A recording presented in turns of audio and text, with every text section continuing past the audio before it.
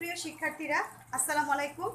আমি আজকে আবারও তোমাদের সামনে আরেকটি অনলাইন টিউটোরিয়াল নিয়ে হাজির হয়ে গেলাম। আমি সাজেদা বেগম ফ্রম রাজধানী ATR college, lecturer finance, banking and insurance. আমরা সবাই জানি আমরা যে মহামারী সিচুয়েশনে বাসায় ঘরবন্দি হয়ে আছি, এই সিচুয়েশনে তোমাদের পড়াশোনার যাতে ব্যাঘাত না ঘটে সেই লক্ষ্য রেখে কলেজের অনলাইনের ক্লাসগুলো তোমরা আশা করি বাসায় বসে মনোযোগ সহকারে দেখবে এবং তৃতীয় সেমিস্টারের পরীক্ষাটার প্রিপারেশন নেওয়া শুরু করে দেবে। যেমনটি তোমরা জানো, তোমাদের অগাস্ট মাসের দিকে তৃতীয় সেমিস্টার পরীক্ষা হতে পারে ইনশাল্লাহ। আমরা সবাই আবার পূর্বের ন্যায় কলেজে উপস্থিত হব সেই আশায় রাখি। তো আসো আমরা শুরু করে নিই। আজকে আমি যে বিষয়টি নিয়ে আলোচনা করব সেটি আমাদের পূর্বের চ্যাপ্টারের আলোচনার থেকেই শুরু করছি। আমি বোর্ডে সময় স্বল্পতার কারণে লিখে রেখেছি। দেখো, সৃজনশীল আমি কিছু সলভ করব এবং পাশাপাশি মূলনীতিগুলো আমরা সৃজনশীলের আলোকে সলভ করব। দেখো, আমি লিখে রেখেছি শ্রেণী দ্বাদশ ব্যবসা শিক্ষা। আমাদের বিষয় হচ্ছে বীমা সম্পর্কে মৌলিক ধারণা। এটি আমাদের দ্বিতীয় পত্রের 10ম অধ্যায়। এই অধ্যায়টা থেকে তোমাদের তৃতীয় সেমিস্টারে একটি অধ্যায়। তো যেমনটি আমরা জানি বীমাটা কি, আমরা পূর্বের আলোচনা এই বীমা কি, বীমার ব্যবসায়ের কিছু মূলনীতি আলোচনা করেছি। তো সেই সূত্র ধরে বীমাটা কি একটু আবার বলছি। বীমা হচ্ছে একটি আর্থিক প্রতিরক্ষামূলক ব্যবস্থা এবং এই ব্যবস্থাটা মানুষের জীবন এবং সম্পত্তির যে ঝুঁকি, সেই ঝুঁকির থেকে এই বীমা ব্যবসাটার উৎপত্তি। তো বীমা কেন করা হয়? মানুষের জীবন ও সম্পত্তির নিরাপত্তা নিশ্চয়তার জন্য বীমা ব্যবসা করা হয়। আর এই বীমা ব্যবসার সাথে জড়িত কিছু মূলনীতি রয়েছে। আমি পূর্বের টিউটোরিয়ালগুলো তোমাদের মূলনীতিগুলো 4টি আলোচনা করেছি: বীমাযোগ্য স্বার্থের নীতি, সদিশ্বাসের নীতি এবং আর্থিক ক্ষতিপূরণের নীতি, প্রতিরক্ষা প্রত্যক্ষ কারণের নীতি। আজকে আমি যে নীতিটা নিয়ে আলোচনা করব সেই নীতিটা হচ্ছে আনুপাতিক অংশগ্রহণের নীতি। এটা আমাদের 5 নম্বর নীতি।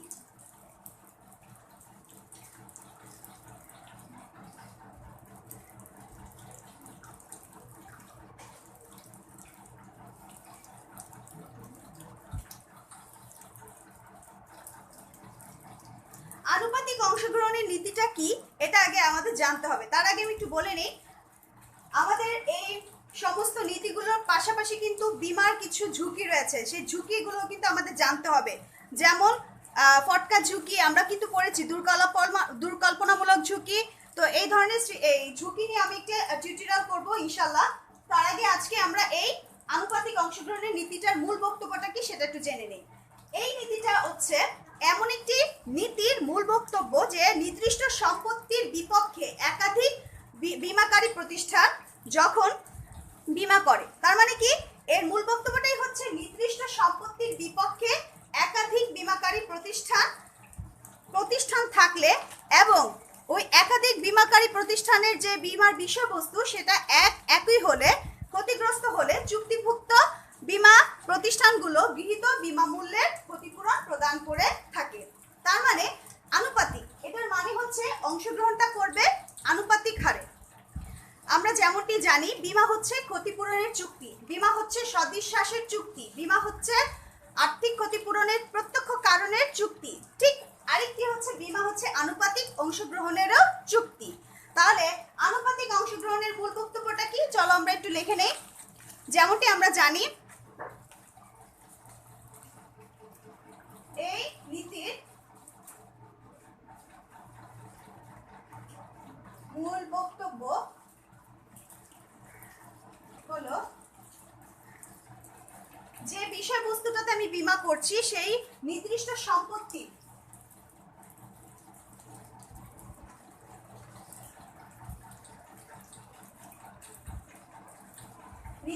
সম্পত্তির বিপক্ষে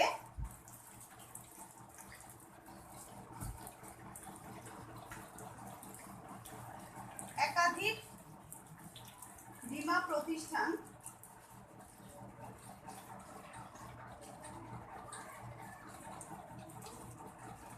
থাকলে এবং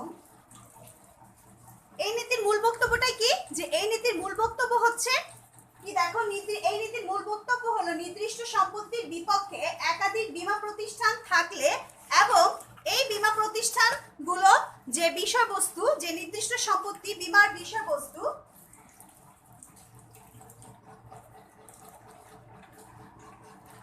যেমন কেউ করতে পারে সম্পত্তির বীমা, যেমন কেউ করতে পারে জাহাজ বা তার যে কোনো ধরনের কিছু বীমা করতে পারে। একজন ব্যক্তি জাহাজের বীমা করলো, সাপোজ তার বাড়ি বীমা করলো, তাহলে তার নির্দিষ্ট জিনিসটা কি, বিষয়বস্তুটা হচ্ছে নির্দিষ্ট বীমার বিষয়বস্তু। তাহলে নির্দিষ্ট বীমার বিষয়বস্তুর ক্ষতিগ্রস্ত হলে বা যদি ক্ষতি হয়, তাহলে ক্ষতিগ্রস্ত হলে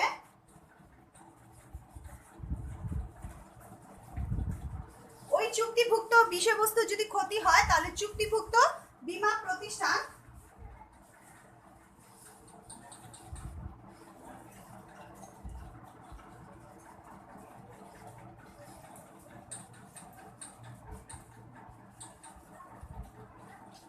চুক্তিভুক্ত বীমা প্রতিষ্ঠানগুলো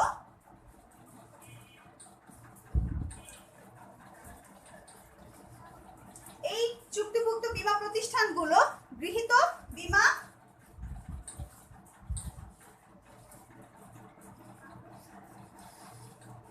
এই যে চুক্তিভুক্ত করলো যে বীমাটার প্রতিষ্ঠানের কাছে, সেই বীমা মূল্যে গৃহীত বীমা মূল্যের আনুপাতিক হারে, বীমা মূল্যের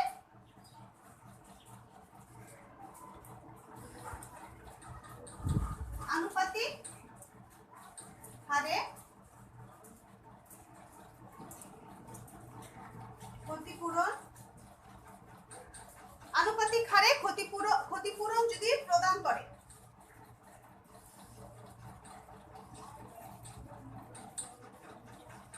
এই ক্ষতিপূরণ প্রদান করাকে আনুপাতিক অংশ গ্রহণের নীতি বলা হয়। দেখো সংজ্ঞাটা তোমরা সবাই যেমনটি তোমরা সংজ্ঞাটাতে দেখছো, এই নীতির মূল বক্তব্য কি, নির্দিষ্ট সম্পত্তির বিপক্ষে একাধিক বীমা প্রতিষ্ঠান থাকলে এবং বীমার বিষয়বস্তু ক্ষতিগ্রস্ত হলে চুক্তিভুক্ত বীমা প্রতিষ্ঠানগুলো গৃহীত বীমা মূল্যের আনুপাতিক হারে ক্ষতিপূরণ প্রদান করবে বা প্রদান করে। এই নীতিটাকেই বলা হয় আনুপাতিক অংশগ্রহণের নীতি। যেমনটি আমরা জানি যে উল্লেখিত কারণে, আমি একটু আবার পূর্বে সূত্রে আলোচনা চলে যাচ্ছি, সেটা কি, বীমা কি একটি ক্ষতিপূরণের চুক্তি। বীমাতে উল্লেখিত বিষয়বস্তুতে যদি ক্ষতি হয়, তাহলে বীমাকারী বীমা গ্রহীতাকে ক্ষতিপূরণ প্রদান করবে। এটি একটি নীতি ছিল, আমরা জানি। প্রত্যক্ষ কারণ, যে বিষয়টাতে আমি বীমা করেছি সেই বিষয়বস্তুটার কারণ, উল্লেখিত কারণেই যদি ক্ষতি হয়, বীমা কোম্পানি কর্তৃক বীমা গ্রহীতা ক্ষতিপূরণ পাবে। এখন এই ক্ষতিপূরণটা পাওয়ার ক্ষেত্রে বীমা গ্রহীতা এমন একটি বিষয়বস্তুতে বীমা করলো যার আনুপাতিক মূল্যটা অনেক বেশি, সেক্ষেত্রে বীমা গ্রহীতা বীমাকারী প্রতিষ্ঠানের কাছ থেকে আনুপাতিক হারে ক্ষতিপূরণ পাবে। এবং এখানে কিন্তু একটি বীমাকারী প্রতিষ্ঠান না, একাধিক বীমাকারী প্রতিষ্ঠান। তার মানে এখানে বীমাকারী প্রতিষ্ঠান একাধিক আর বীমাকৃত বিষয়বস্তু যে কোনো একটি নির্দিষ্ট। যেমন একজন ব্যক্তি তার একটি বাড়ি বীমা করলো, একটি সম্পত্তি বীমা করলো দুটি বীমা কোম্পানির কাছে, এক্স এবং ওয়াই। একটি উদাহরণ দিয়ে বলছি, যেমন একজন ব্যক্তি তার সম্পত্তিটা, যেমন একজন ব্যক্তি বলো, ধরো তাহসান, মিস্টার তাহসান তার সম্পত্তি, তার একটি সম্পত্তি যেমন বাড়ি, সে বাড়িটি বীমা করলো দুটি বীমাকারী প্রতিষ্ঠানের কাছে। কত টাকা? তার দামিটা হচ্ছে 10 লক্ষ টাকা। মিস্টার তাহসান তার বাড়িটি 10 লক্ষ টাকায় বীমা পত্র গ্রহণ করলো এক্স ও ওয়াই দুটি বীমা প্রতিষ্ঠানের কাছে।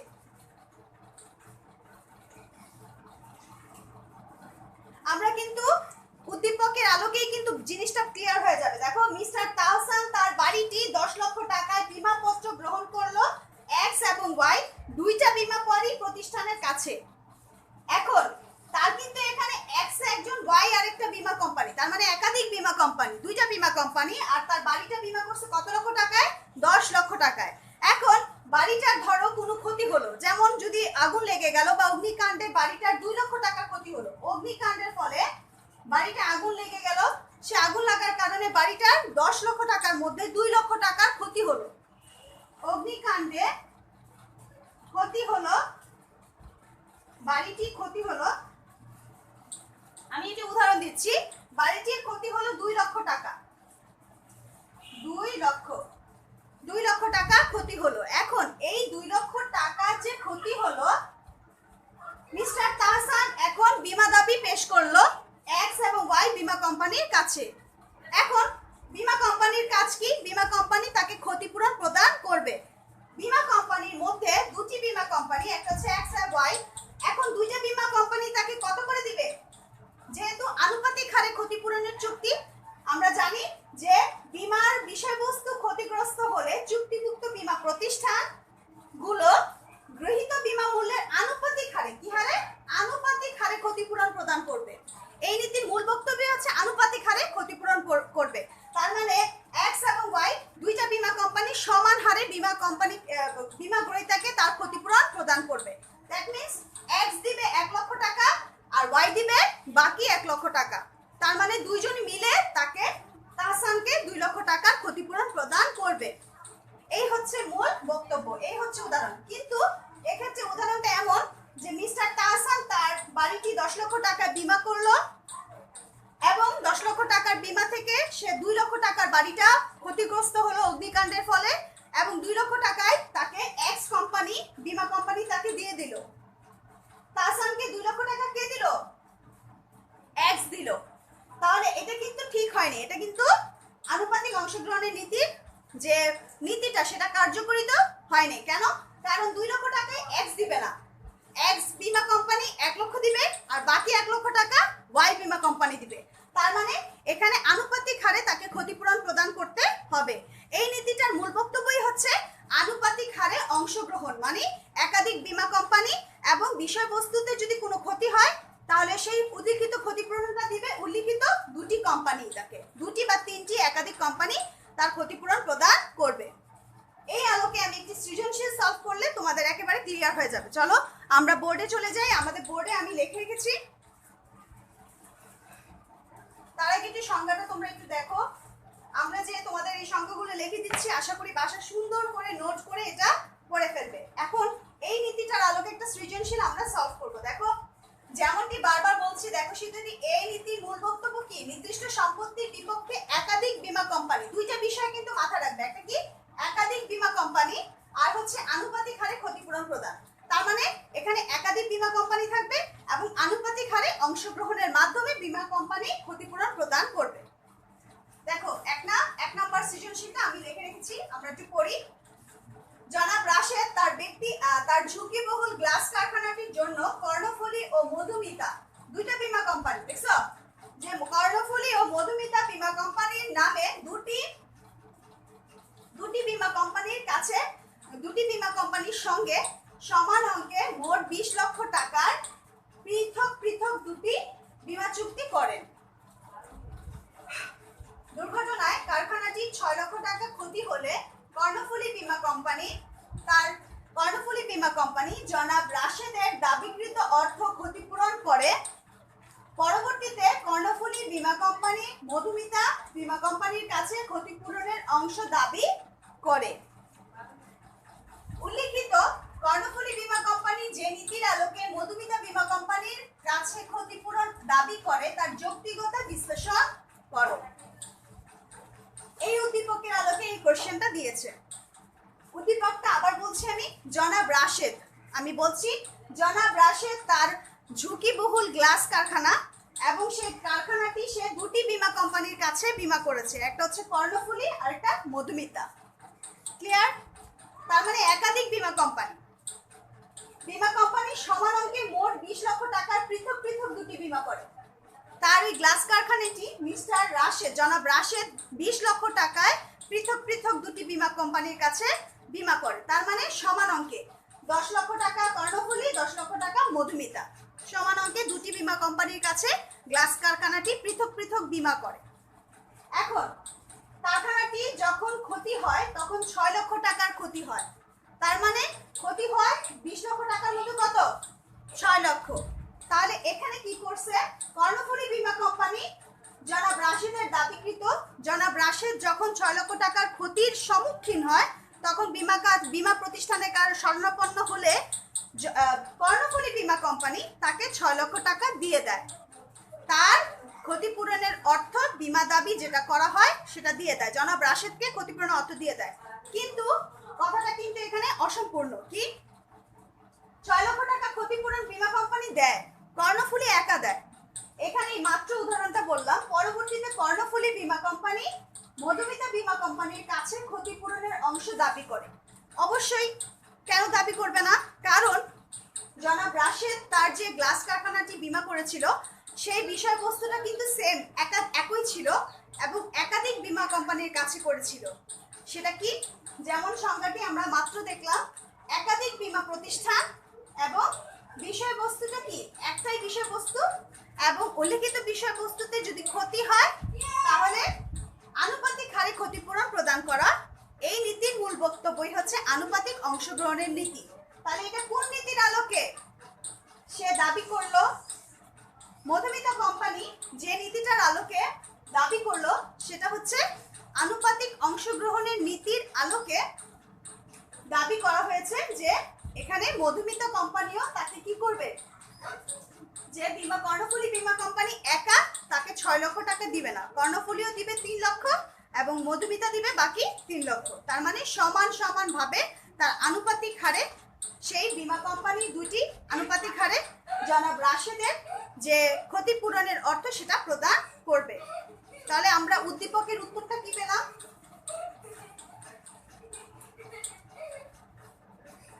উদ্দীপকের উত্তরটা কি তাহলে? উল্লেখিত কর্ণফুলী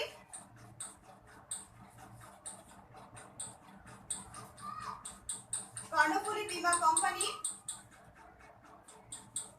আনুপাতিক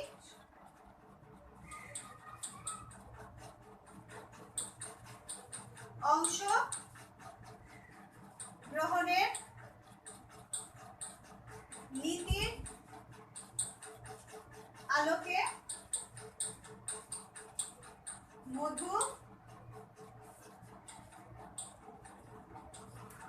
মধুমিতা বীমা কোম্পানি কাছে ক্ষতিপূরণ দাবি করে। কথাটা ক্লিয়ার হয়ে গেল? তার মানে কোন নীতির আলোকে ক্ষতিপূরণ দাবি করে? কোন নীতির আলোকে কোম্পানিটি ক্ষতিপূরণ দাবি করে? তার মানে উল্লেখিত কর্ণফুলী বীমা কোম্পানি আমরা কটা কিন্তু সলভ করে ফেললাম। উদ্দীপকের যে সৃজনশীলতা সেটা কিন্তু 1 নম্বরের ক সলভ করে ফেললাম। কিভাবে? উল্লেখিত কর্ণফুলী বীমা কোম্পানি আনুপাতিক অংশগ্রহণের নীতির আলোকে মধুমিতা বীমা কোম্পানির কাছে ক্ষতিপূরণ দাবি করে। তার মানে কোন নীতির আলোকে? আনুপাতিক অংশগ্রহণের নীতির আলোকে। আনুপাতিক অংশগ্রহণের নীতির মূল বক্তব্যই হচ্ছে একাধিক বীমা কোম্পানি, যেমন এখানে একাধিক বীমা কোম্পানি দুটি, কর্ণফুলী ও মধুমিতা, এবং ওই একাধিক বীমা কোম্পানি সেই বিষয়বস্তুটা হচ্ছে গ্লাস কারখানা। গ্লাস কারখানাটার বীমা করা হয় 20 লক্ষ টাকার, সমান সমান দুটি বীমা কোম্পানির কাছে সমান অঙ্কে, এবং ওইখান থেকে 20 লক্ষ টাকা থেকে তার 6 লক্ষ টাকার ক্ষতি হয়। গ্লাস কারখানাটি 6 লক্ষ টাকার ক্ষতি হয়, যে 6 লক্ষ টাকার আনুপাতিক হারে তাকে বীমা কোম্পানিগুলোকে মিস্টার জনাব রাশেদকে প্রদান করতে হবে, ক্ষতিপূরণ প্রদান করতে হবে।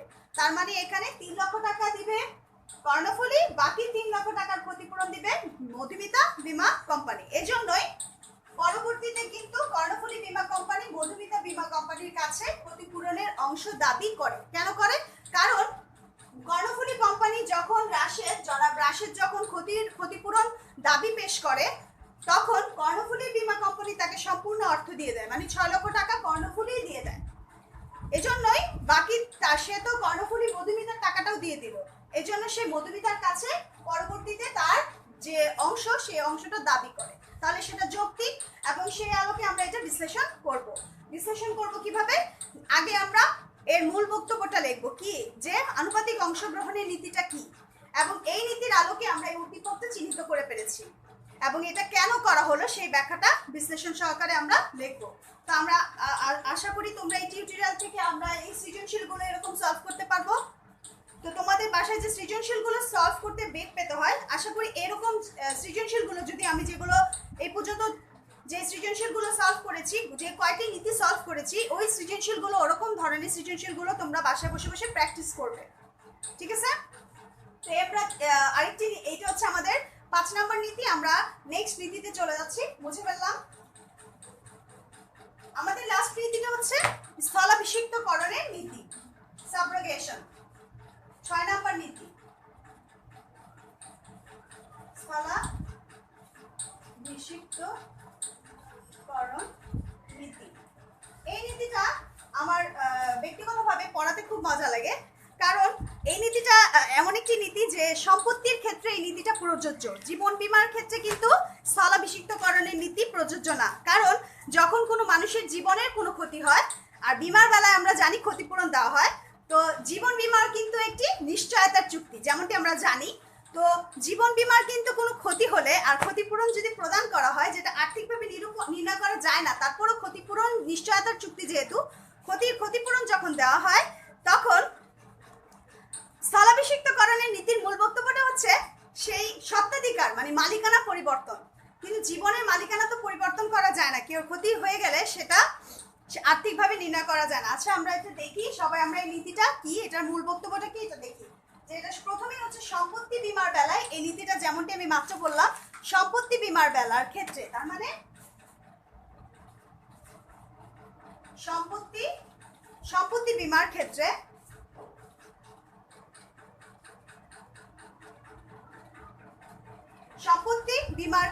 সম্পূর্ণ সম্পত্তি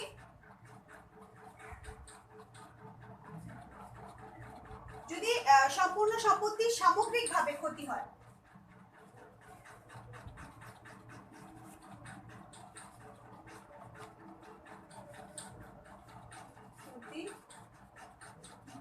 সামগ্রিকভাবে ক্ষতিগ্রস্ত, মানে যেটাকে আমরা বলি টোটাল লস। সামগ্রিকভাবে যদি সম্পত্তিটা ক্ষতিগ্রস্ত হয় বা ক্ষতি হয়, তাহলে ক্ষতি হলে সম্পূর্ণ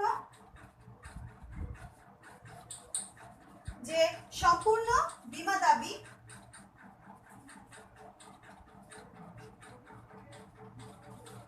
সম্পূর্ণ বীমা দাবির পূরণের পর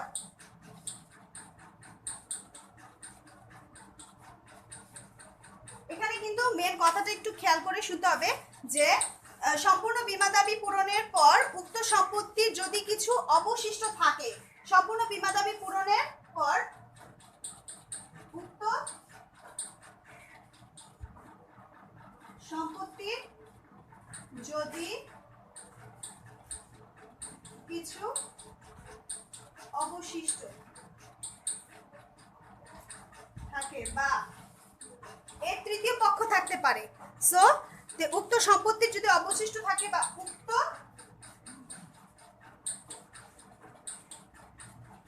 সম্পত্তির যদি উক্ত সম্পত্তির বিষয়ে যদি কোনো তৃতীয় পক্ষের দাবি থাকে বা অধিকার থাকে,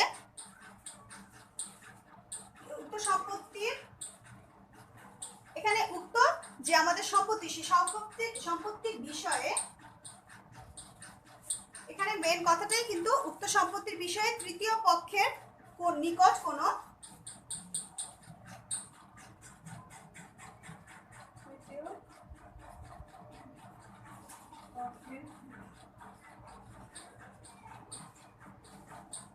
অধিকার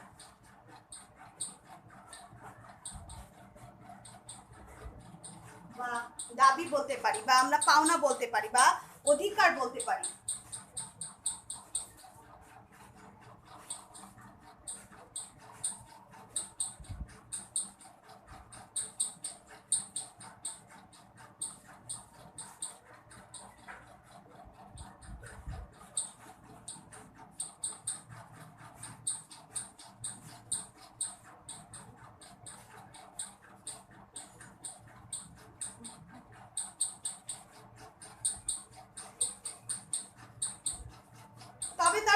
থাকে বীমা কোম্পানি।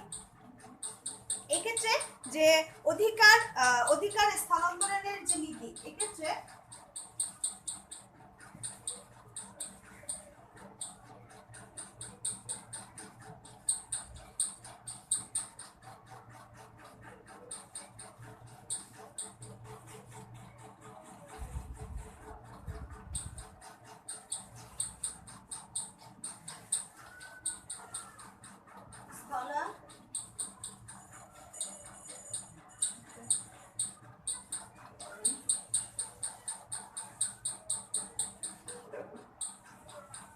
আমি আবার সংক্ষেপে সংজ্ঞাটা একটু সবাইকে ক্লিয়ার করে দিচ্ছি, যেটাকে আমরা বলি সাবরোগেশন, যেটা কি স্থলাভিষিক্তকরণের নীতি। আমাদের এই বীমা ব্যবসায়ের যে মৌলিক আলোচনা নীতিগুলো, মূলনীতিগুলোর একটি হচ্ছে স্থলাভিষিক্তকরণের নীতি। আরও নীতি রয়েছে, তবে এই 6টা হচ্ছে বেসিক।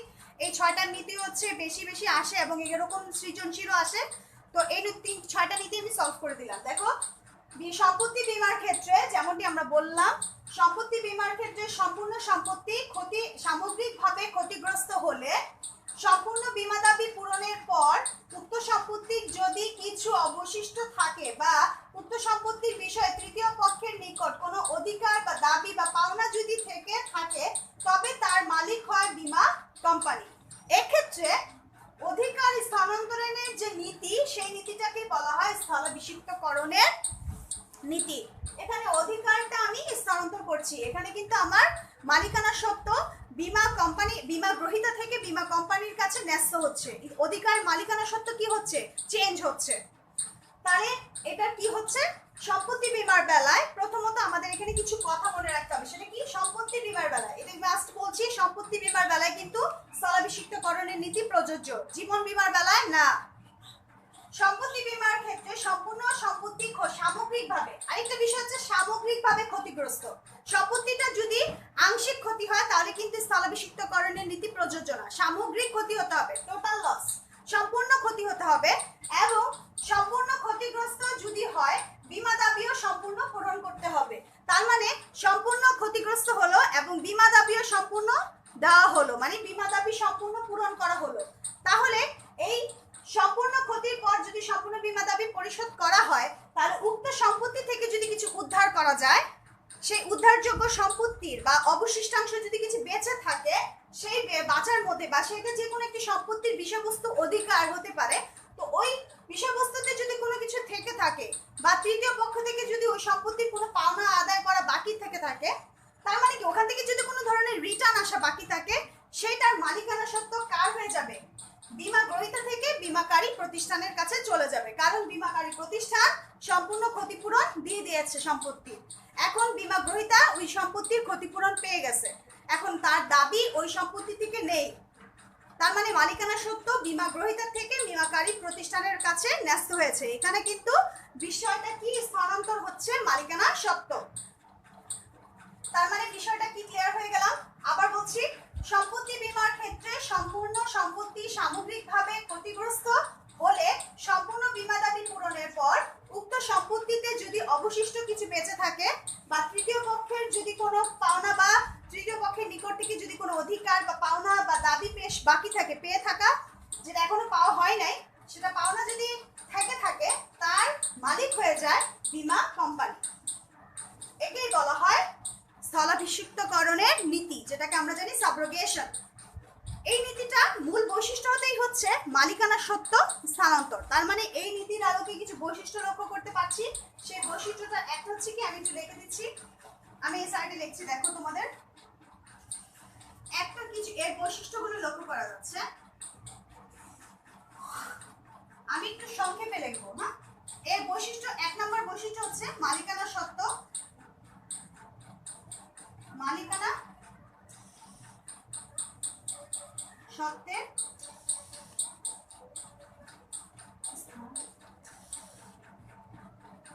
মালিকানা সত্ত্বের স্থানান্তরণ বা পরিবর্তন। মালিকানা সত্ত্বের স্থানান্তরণ বা পরিবর্তন, এই নীতির মূল বক্তব্যই হচ্ছে মালিকানা সত্ত্বটা পরিবর্তন হওয়া।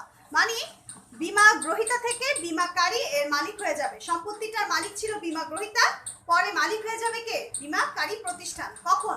যখন সম্পূর্ণ সম্পত্তির ক্ষতিপূরণ প্রদান করা হবে বীমাকারী প্রতিষ্ঠান থেকে। তার মানে আরেকটা বিষয় লক্ষ্য করা যাচ্ছে, সেটা কি? মালিকানা সত্ত্ব চেঞ্জ হচ্ছে। তার মানে কি? মালিকানা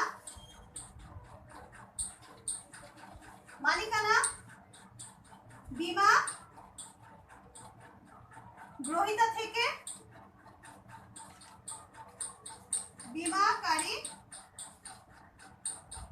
বীমাকারী প্রতিষ্ঠান।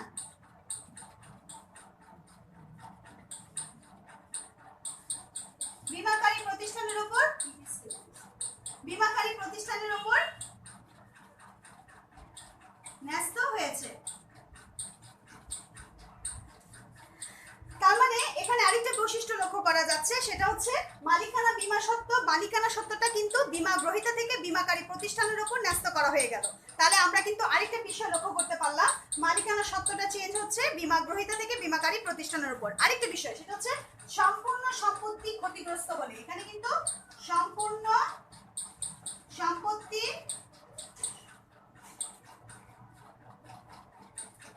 ক্ষতিগ্রস্ত হলে, সম্পূর্ণ সম্পত্তি ক্ষতিগ্রস্ত হলে এবং ওই সম্পত্তিটার সম্পূর্ণ বীমা দাবি পরিশোধ করা হলে এই নীতিটা কার্যকরী হয়। আর বিশেষ ক্ষেত্রে যেটা বিষয় কি?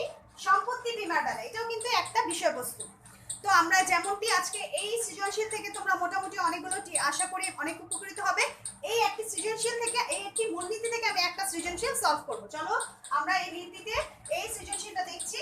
যে সৃজনশীল 2, দেখো মিস্টার এ তার ব্যক্তিগত গাড়ির জন্য এক্স নামক একটি বীমা কোম্পানিতে 5 লক্ষ টাকার বীমা করেন এবং 5 তলা ভবনের জন্য ওয়াই এবং জেড কয়টা বীমাকারী প্রতিষ্ঠান? দুটি বীমাকারী প্রতিষ্ঠানের কাছে 5 তলা ভবনের নিচতলাটি অগ্নিকাণ্ডে বাড়িটি পুড়ে যায় এবং বাড়িটির 5 লক্ষ টাকার ক্ষতি হয়। আচ্ছা, এটা আমাদের কিন্তু কিছুক্ষণ আগে সলভ করা হয়েছে এরকম একটি সৃজনশীল। তার মানে এটা কি? এখানে কিন্তু একাধিক বীমাকারী প্রতিষ্ঠান। তার মানে এটা কোন নীতির আলোকে একটু বলতে হবে, সেটা কি? আমাদের এটা হচ্ছে কোন নীতির আলোকে?